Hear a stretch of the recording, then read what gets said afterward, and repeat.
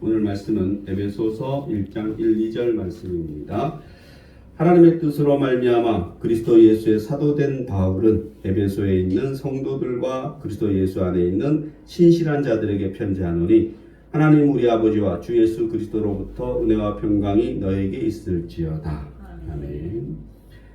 에베소서는 사도 바울의 편지예요. 사도 바울의 편지인데 우리가 이제 사도 바울의 편지가 사도 바울이 쓴 성경이 신약 성경에 전부 13권이 있어요. 13권 중에 분리할 수 있는데 에베소서는 옥중에서 써서 우리가 주로 옥중서신이라고 해요. 그래서 에베소서, 이 에베소라는 그 소아시아의 이름이죠. 지금으로 말하면 터키 지방에 있는 지방 이름이에요. 에베소 지방. 여기서 이제 사도 바울이 전도 활동을 많이 하고, 그리고 이제 뭐 교회도 아마 세우고, 저 거기 가봤어요. 가보서 이제 교회 흔적들이 많아요. 터들이 그 시대에는 뭐 돌 엄청 큰 거 갖고 지어가지고 그냥 그런 돌들이 많이 남아 있더라고요. 그래서 에베소에서 사도 바울이 쓴 편지다. 에베소서는. 그래서 에베소서는 사도 바울이 로마의 투옥 중에 쓴 옥중서신 중 하나로 내용의 웅장함, 사상의 심오함, 문체의 우아함. 근데 이게 이제 이렇게 유행하는데 우리는 그게 쉽지 않아요. 구별하기가. 왜냐하면 다 우리말로 잘 번역이 돼 있기 때문에 이게 구분이 안 가잖아요. 똑같잖아요. 그죠? 그러나 그 성경, 헬라어로 된 원 성경을 보면 그 원래 원문을 보면 학자들 얘기인 거죠. 보면은 이렇다라는 거예요. 구분할 수 있죠. 그죠? 원래를 보면은. 그러나 우리 성경에 나와 있는 것은 이렇게 구분을 못해요. 다 뭐 제가 봐도 똑같은 거죠. 그죠? 그러나 원문을 보면은 그럴 수가 있다는 얘기죠. 그래서 문체의 우아함이 있대요. 그리고 그래서 바울 서신의 꽃이라고 한답니다. 에베소서를. 그래서 이제 이런 말 중요하죠. 바울 서신 중에서 가장 잘 이렇게 잘 쓰여진 그런 서신이다. 바울 신학의 멸류관이라고도 불린대요. 비록 에베소서가 6장밖에 안 돼요. 그렇지만 다른 어떤 성경보다 귀하다. 수신자, 즉 송신자는 사도 바울이고 수신자는 에베소에 있는 사람들에게 성도들이겠죠, 그죠? 에베소를 비롯해서 이때는 에베소에서 편지를 보내면 그 옆에 같은 골로새서 이런 데서 편지를 나눠봐요. 이렇게 돌려가면서 돌려가서 보냈기 때문에 골로새, 라오디게아 등 위치한 아시아 교회들이 전부 다 봤다 그래요. 그래서 이런 서신을 가지고 회람 서신이라고 해요. 회람, 돌려본다. 그래서 지방마다 보면은 돌려보는 거예요. 다른 지방으로 바울이 보내면 또 돌려보겠죠. 골로새서 오면 골로새서 온 그 편지도 어떻게 에베소서 보내고 이렇게 돌려보는 거죠, 그죠? 그렇게 해서 회람 문서다라는 것도 좀 특별하죠, 그죠? 그래서 우리 이 에베소서는 편지라기보다는 잘 갖춰진 논문 같은 형태, 즉 서론, 본론, 결론이 잘 짜여져 있는 논문 같으다.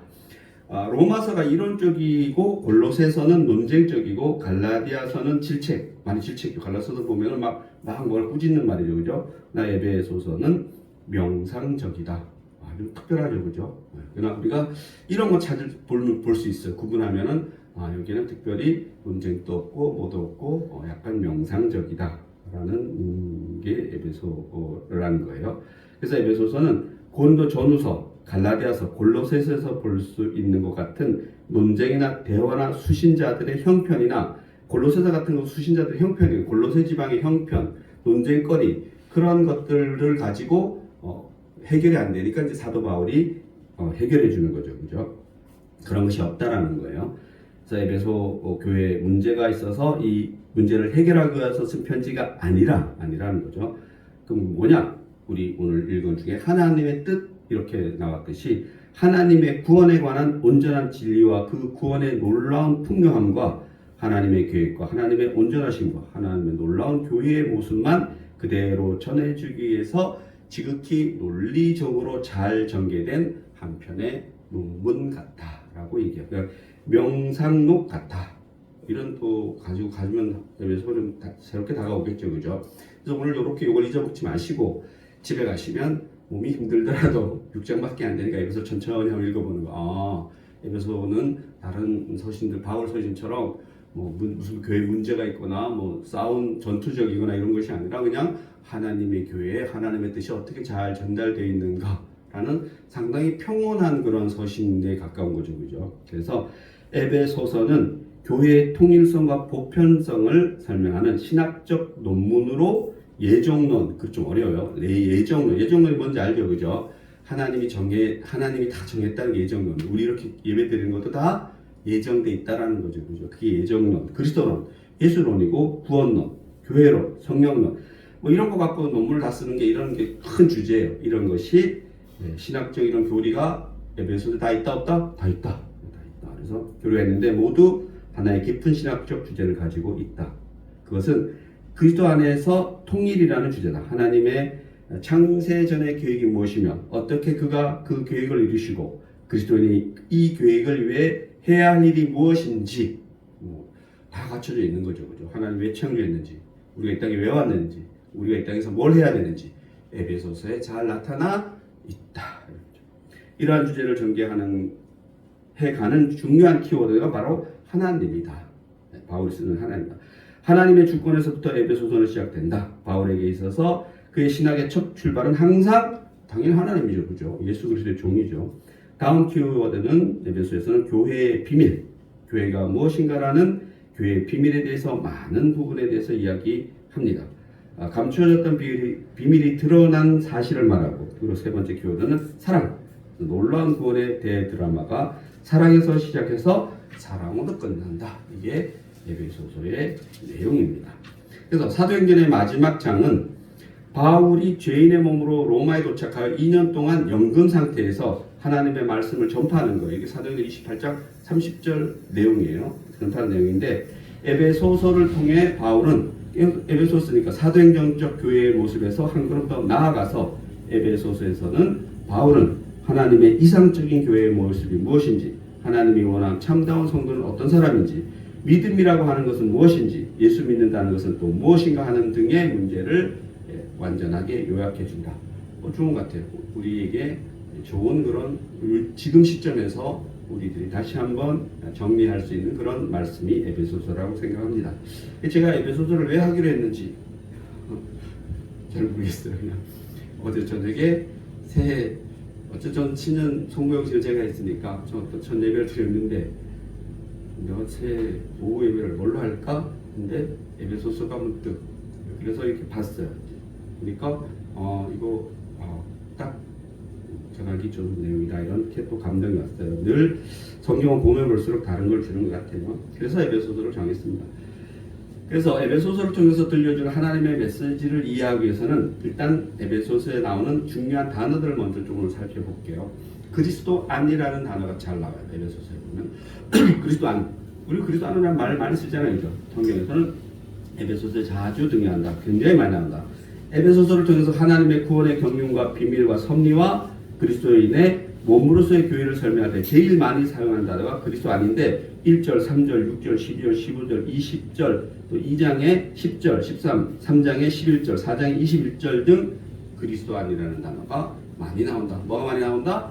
그리스도 안이라는 단어가 에베소서에 많이 나옵니다. 또 에베소서에 많이 나오는 단어는 하늘이라는 단어가 많이 나옵니다. 하늘에 속한, 하늘로부터라는 하늘이라는 말이 많이 나온다는 거죠. 하늘에서부터 구원의 역사가 우리에게 임하였으며 이 하늘의 사건이 이 땅에서 어떻게 구체적으로 임하는가를 알려주기 위해서다. 다음으로는 풍성하다. 일단 단어만 봐도 괜찮은 것 같아요. 그죠? 그리스도 안, 그다음에 하늘. 그를 통해서 그리스도 안에 있고 하늘로부터 왔으니까 뭐 해야 돼요? 풍성함. 우리는 풍성해야 돼요. 그것이 뭐 어떻게 살든지 간에 우리가 대한민국에 살든지, 그죠? 우리 보세요. 우리가 어떻게 어릴 때 보면 가난했지만 풍성했던 것 같기도 해요. 가난했지만 정말 가난했지만 그 국수를 저 어렸을 때 뭐 좋아했다기보다는 먹을 게 국수를 많이 먹어서 그랬거든요. 밀가루 이렇게 해가지고 막 썰어서 항상 그때는 뭐 간식이 없으니까 그 틈머리를 이렇게 떼주신 것 같아요. 그걸 이제 그때 나무를 떼니까 그 위에다 잘못하면 타. 그래서 기술적으로 빨리 꺼야 돼요. 빨리 꺼서. 그럼 그게 정말 맛있었어요. 그게 제가 생각에는 무교병이랑 비슷할 것 같아요. 맛이 아무것도 안 넣고 잘 그때 국수 이렇게 간을 소금간 약간 하겠죠. 그러니까 무교병은 아무것도 하지 않은 그 맛. 요즘 뭐야 그게 그런 게 유행. 가끔 이렇게 서양 요리 보면 그 베이스가 그런 거더라고요. 다 무교병 같은 것들. 그래서 아무튼 그거 갖고 먹던 시절이 더 풍요했던 것 같기도 해요. 행복했던 것 같아요. 오늘날은 뭐예요? 우리 대한민국 정도만 되더라도 뷔페 가면은 너무 많이 먹어, 왜 이렇게 많이 먹지? 이렇게 많이 먹으면 안 되는데 이러잖아요, 그죠? 많아서도 행복하지 않아. 이런 참 아이러니한 세상에 사는 거죠. 그래서 우리가 지금 옛날의 대한민국이든 오늘날의 대한민국이든 또 심지어 오늘날의 아프리카 어디 못 사는 데라든지 못 사는 데를 굳이 아프리카를 갈 필요 없잖아요, 그죠? 휴전선 넘어가면 있잖아요, 그죠? 아마 세상에서 제일 못 사는 사람이 우리 동족이라는 게 참 가슴 아픈 얘기예요, 그죠? 우리 중국 이름이 요즘은 잘 살고 우리 중국 이름은 못 사는 나라잖아요, 그죠? 근데 중국 사람들이 못 사는 사람이 뭐라 그래? 북한 사람을 못 사는 사람이라고. 자기들이 막 돈 조금 사갖고 와서 막 종으로 쓰고 이런 북한 사람이라는 거예요. 북한 사람이 누구예요? 우리잖아요, 우리. 우리가 운이 좋아서 여기 태어나서 그렇지. 하나님이 약간 삑사리만 주셨으면 산바서 넘어서 태어났으면 지금쯤 다들 탈북을 하면 제가 보기엔 우리 교회에서 사람들 탈북 많이 했을 것 같아요. 이 성적으로 보면은 가만히 못 참았을 것 같아요. 근데 못 참았어야 돼. 미싱 들고 압록강 뛰었을 것 같아요. 그래서 아무튼 어쨌든 그리스도 안에서 하늘나라에 관해서 아는 우리는 뭐 해야 돼요? 풍요해야지. 그래서 우리는 다 풍성하십시오, 여러분. 그냥 아침에 서로 복 많이 주고 받았는데 그냥 있는 복을 우리 서로 이렇게 나눠주는 거죠, 그죠? 원래 하나님 주신 복을. 그래서 여러분이 지금 로또 얘기 나오는데 로또 맞아도 행복하고 안 맞아도 행복하고 로또 맞아서 불행한 사람도 많더라고 생각보다. 또 얼굴에 나오는 사람이 있는지 모르겠고 그래도 한번 맞았으면 좋겠죠, 그죠? 그래서 알아서 하십시오, 각자가 능력과. 아무튼 그런 풍성하다는 말이 자주 나온다는 거죠. 그래서 본문 다시 한번 제가 볼게요. 1, 2절 보면 같이 한번 읽어볼까요? 시작. 하나님의 뜻으로 말미암아 그리스도 예수의 사도된 바울은 에베소에 있는 성도들과 그리스도 예수 안에 있는 신실한 자들에게 편지하노니 하나님 우리 아버지와 주 예수 그리스도로부터 은혜와 평강이 너에게 있을지어다. 보통 인사말이에요. 사도 바울의 인사말이 이렇게 예수님과 하나님을 팔아서 인사해요, 그죠? 이게 약간 그래서 제가 표현이 좋지 않았지만 아무튼 하나님 뒤에 늘 사도 바울은 앞에 누가 있어요? 하나님과 예수 그리스도는 앞에 있는 거. 자기는 뒤에. 그렇죠? 우리도 그래야 돼요. 늘 하나님과 예수 그리스도 앞에 세우고 나는 그 뒤에 숨어도 돼요, 그렇죠? 숨어도 돼요, 그렇죠? 그래서 사도 바울은 다른 서신들처럼 보내는 자와 받는 자 그리고 인사순으로 되어 있는데 하나님의 뜻으로 그리스도 예수 안에서 사도된 바울은 내가 이렇게 막 해갖고 목사된 게 아니고 누구의 뜻으로? 하나님의 뜻으로 인해서 내가 그리스도의 종이 됐다. 늘 하나님이 시켜서 예수님이 시켜서 나는 그것을 순종하고 따랐을 뿐이다 라는 거죠, 그죠? 마찬가지예요. 모세도 하나님이 시켜서 사실 협박을 하신 하나님이고 보면 그래서 순종하는 거예요. 결국 순종을 보는 거죠. 순종을. 그 베이스는 순종이라는 거죠. 여러 가지 해석을 달리할 수 있을 것 같아요. 그러나 결국은 선택은 나의 몫이니까 선택하시면 돼요. 어쨌든 간에 틀린 거는 없다. 다만 조금 긴가민가한 걸 너무 확실하게 확 나가버리면 그러면 뭐예요? 이렇게 탄핵될 수도 있어요. 그래서 이게 좀 아사무사하게 해야 되는데 확 해버리니까 이게 탄핵되는 거죠. 그래서 아무튼 아픕니다. 아무튼 성도들과 그리스도 예수 안에 있는 신실한 사람들이라는 거죠. 그리고 하나님과 주 예수 그리스도께서 주는 은혜와 평강이 있기를 바란다. 하나님의 뜻으로 말미암아는 바울이 즐겨 사용하는 표현으로 그의 계종이죠. 그리스도인이 된 것과 또 사도직도 모두 하나님의 뜻으로 된 것이다라고 사도 바울은 얘기해요, 그죠? 그래서 사도란 뜻은 뭐냐? 보냄을 받은 자, 혹은 대리자. 하나님으로 보냄을 받은 자, 하나님의 대리자가 바로 사도죠, 그죠? 오늘날 얘기하면 대사, 대통령으로부터 왕으로부터 보냄을 받은 자, 즉 하나님으로부터 보냄을 받은 자가 사도예요. 그래서 우리는 다 사도예요, 여러분. 오늘날은 여러분이 다 사도다. 그래서 사도라는 말은 그런 뜻이고 또 바울이란 말, 바울은 골로새서나 다른 바울 서신에서 바울은 언제나 자신의 이름을 또 써요. 바울이라고. 그래서 오늘 말하는 이 에베소서는 로마서와 같이 자신의 이름을 단독으로 밝히고 있다는 거예요. 그래서 본서가 하나의 신학적인 논문이며 자신의 신학적인 견해를 충분히 밝혀요. 바울이 보통 다른 사람과 같이 쓸 때가 많아요, 그죠? 누구와 바울이. 그러나 여기는 나 바울은 이렇게 딱 쓰니까 좀 특별하다. 그리고 또 뭐를 말 쓰냐? 하나님 우리 아버지와 주 예수 그리스도로부터 은혜와 평강의 출처는 어디로부터?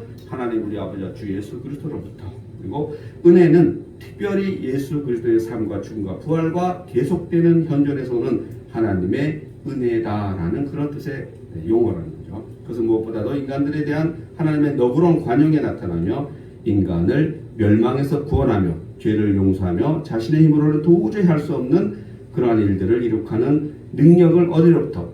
예수 그리스도로부터 가지고 온다. 주로 이제 평강이죠. 평강은 샬롬으로 히브리인들에게 인사할 때 사용하는 말이다. 그래서 우리 성지순례 가면은 서로 샬롬 샬롬하고 많이 지나가요. 샬롬 샬롬하고 평강이 있으라는 거죠. 평강. 또 마찬가지로 우리 들어올 때 딱 교회 볼 때 보면 그죠. 샬롬 많이 쓰죠. 그죠. 그래서 평강이 있을지어다. 마찬가지로 예수님께서 부활하시고 제자들 첫 대면에서도 평안하냐 샬롬 이렇게 하고 들어오시는 거죠. 샬롬 하는 거죠. 그래서 아까 말씀드렸지만 많이 나오는 단어가 그리스도 안, 그리고 뭐야? 두 번째 하늘, 그 세 번째 풍요. 풍요 속에 평강 속에 풍요가 있다는 거죠. 그래서 하나님과의 평화, 사람과의 평화를 뜻한다. 그래서 모든 면에서 조금도 부족함이 없는 완전한 만족의 상태를 가리킨다. 바로 평강이. 그렇죠? 평강하냐 묻는 것은 너 누가 안에서 주 안에서 평안해라는 거죠. 그렇죠? 어떻든지 간에. 그래서 오늘 말씀을 다시 한번 보면은 사도 바울이 우리에게 들려주는 메시지를 다시 한번 세 가지로 정리해 보면은 첫 번째는 바울은 이 에베소서를 통해서 자기가 하나님으로부터 부름을 받았다는 확신을 보여준다는 거죠. 그러니까 너희들도 누구로부터 부름을 받았다? 하나님으로부터 부름을 받았다는 확신을 주는 거죠. 로마서 1장 1절이죠. 나 바울은 누구의 종이다? 예수 그리스도의 종이다. 너희는 누구의 종이다? 예수 그리스도의 종이다 라는 것을 보여준다. 무엇이? 보통 사도 바울이 쓴 내용들 다 그래요.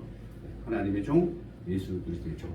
하나님으로부터 부름을 받아서 예수 그리스도의 종이 된 나다. 이렇게 얘기하죠. 두 번째 메시지는 바울이 편지를 받는 사람들 향해서 사용한 표현들에 있어서 표현에 들어있는 메시지를 살펴보면 바로 바울은 에베소에 있는 성도들과 그리스도 예수 안에 신실한 자들에게 편지하노니, 아주 중요한 구절이죠.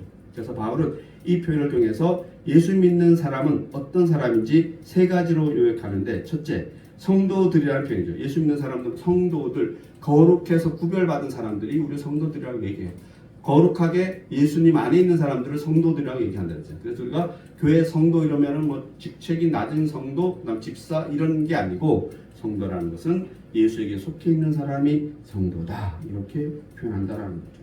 그래서 우리는 기본적으로 우리 신앙은 나는 세상에 속한 사람이 아니라 하늘에 속한 사람이다, 이렇게 하는 것이 바로 성도다라는 겁니다.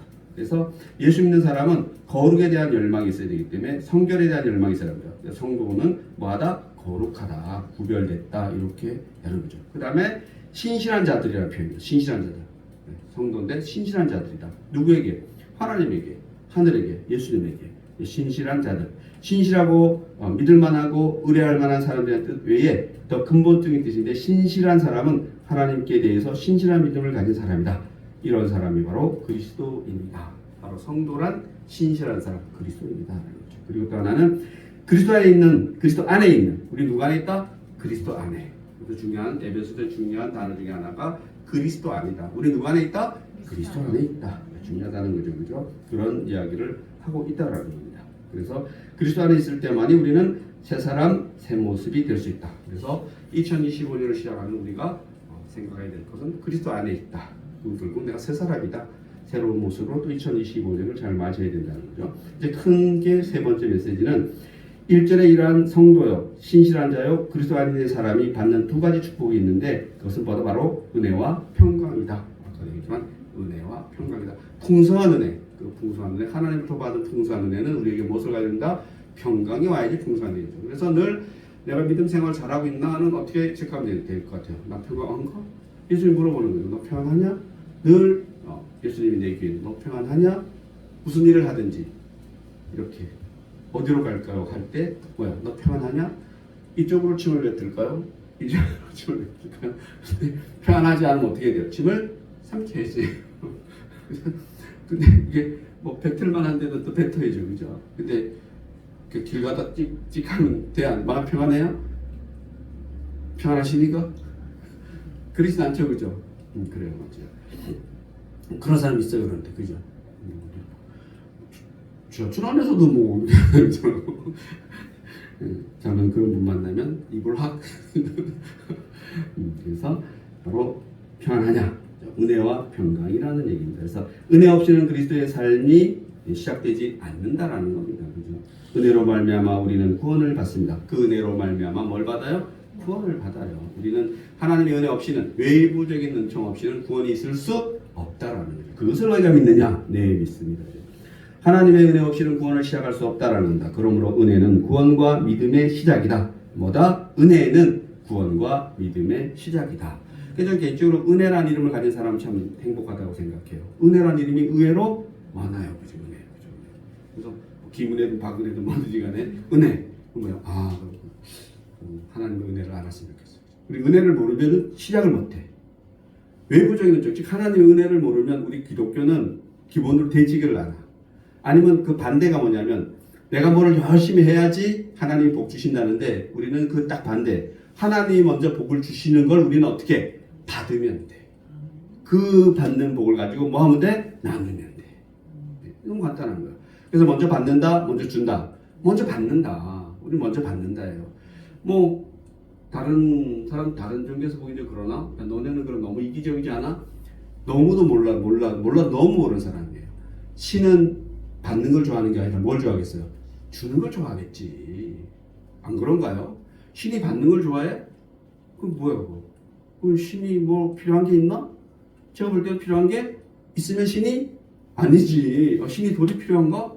그럼 뭐요? 신이 한국은행이 신이지. 그러면 돈 찍어내는 기회가 신일 거 아니에요, 그죠? 신은 필요한 게 제가 보기에는 그냥 신이 만들어 놓은 인간이 뭐 하는 것? 자기를 바라보는 거 아닐까라고 생각하죠. 그래서 하나님 우리를 왜 만들었다? 찬양받으려고, 경배받으려고. 신이 받는 것은 뭐 인간에게 경배받으려는 거죠. 그죠? 찬양, 그게 신이죠. 근데 신이 뭘 물질을 원해. 그 말이 돼야 안 돼요? 안 되지. 그러면 웃기잖아요. 너무 웃기잖아요. 그죠? 그래서 옛날에는 뭐야? 호랑이가 뭐가 되는 거예요? 신이 되는 거지. 호랑이한테 멧돼지 한 마리 던져주면 호랑이가 이렇게 할 거 아니에요. 그죠? 뭐 사람 막 잡으려고 그러다가도 큰 소 한 마리 주면은 뼈부르고 안 잡지. 뭐 저 신이구나. 그건 신이 아니죠. 그죠? 호랑이는 고양이과죠. 그냥. 그래서 결국은 은혜로부터 시작하는 거예요. 은혜 받는 사람은 결국 뭐냐? 바로 평강이라는 겁니다. 우리가 주님 앞에 서는 날까지 눈을 감는 순간과 같이 천국에 가는 날까지 그리스도인이 가져야 할 결론은 평화. 하늘에서부터 내려오는 평화. 우리 찬양 있잖아요. 그죠? 우리의 평화. 내부에서 올라오는 평화. 이것은 뭐예요? 이거 전에 뭐가 있어야 돼요? 하나님으로부터 내려오는 평화를 통해서 내부적으로부터 올라가는 평화인 거죠. 그죠? 우리가 내부적으로부터 뭔가 올라와서 하나님이 받아서 이거는 아니다라는 거죠. 그죠? 하나님이 주시는 것을 우리는 받아서 우리가 평화롭게 되는 그 상태, 하나님은 기뻐하신다는 겁니다. 그죠? 평화라고 하는 것은 단순히 전쟁이 없는 상태, 분열이 없는 상태, 다툼이 없는 상태가 아니라 한 걸음 더 나가서 전쟁과 분열과 다툼 이후에 연합을 의미한다는 겁니다. 물론 오늘날 우리 대한민국의 지금 상황도 이런 거죠. 다 전쟁이잖아요, 그죠? 전쟁 같은 지금 일들을 하고 있는 거잖아요. 그러나 이거는 이제 외부적인 거고 우리 내면에서 우리 전쟁 같은 삶을 살고 있잖아요. 늘 전쟁하시잖아요. 그죠? 이 아침에 교회 오는 것도 전쟁이잖아요, 그죠? 저 전쟁이에요, 전쟁. 그래서 아무튼 그러한 것도 결국은 연합이다. 평화는 화해가 된 상태. 이것은 성경에서 말하는 진정한 평화라는 겁니다. 내가 내 마음 평안하냐? 지금 물어보는 겁니다. 평안한가? 지금 예배드리는데 평안한가? 오늘 점심 먹는 게 평안한가? 그래서 예수님을 믿는 사람들의 축복 가운데 은혜와 평강 이 두 가지가 가장 귀한 축복이라는 겁니다. 은혜를 받으십시오. 또한 평화가 여러분에게 있기를 바랍니다. 은혜를 받으면 평화가 있어야 된다는 거죠. 그래서 이것이 우리의 인사법이 되기를 바랍니다. 그런데 이 은혜와 평화의 주인이신 하나님께서 온다라는 겁니다. 내가 뭔가를 해서 되는 것이 아니라 은혜와 평화는 하나님이 주시는 것이다. 그런데 이 은혜와 평화의 주인이신 하나님께서 오고 그러면 어떻게 하나님으로부터 은혜와 평강이 내게 임할 수 있느냐? 은혜와 평강의 주인이시여 원천이 하나님이라는 겁니다. 이 하나님이 가지고 계신 은혜와 평화는 우리가 직접 받을 수 없이 중간 매체 누구? 예수 그리스도 통해서 받는다는 거죠. 그래서 예수 그리스도는 우리의 중보자이시고 우리의 전부죠. 전부. 그래서 우리는 크리스찬이라고 합니다. 우리는 예수쟁이라는 말을 합니다. 예수 그리스도로 말미암아 그분을 믿는 믿음으로 말미암아 우리에게 주어지는 것이 무엇이다? 은혜와 평강이다. 즉 은혜를 받으면 예수 그리스도를 믿으면 평화가 주어진다. 그래서 우리는 한시도 예수님 없이는 살아 못 살아? 못 살아. 그래서 우리는 뭐 하나님 없이 못 살아 이것도 틀린 말은 아니에요. 성령님 없이 못 살아 이거 틀린 말은 아니에요. 그러나 하나님이든 성령이든 누구 없이 못 살아? 예수 없이 못 살아죠. 예수 없이 못 살아죠. 우리를 위하여 십자가에 못 박혀 죽으시고 부활하신 예수 그리스도를 깊이 생각해 보시기를 바랍니다. 2025년도 그리스도를 통해 하나님이 베풀어 주신 은혜와 평강이 우리의 삶 가운데 충만하기를 바랍니다. 우리 성도요 신실한 사람이요 그리스도 안에 있는 사람이 되기를 진심으로 바랍니다.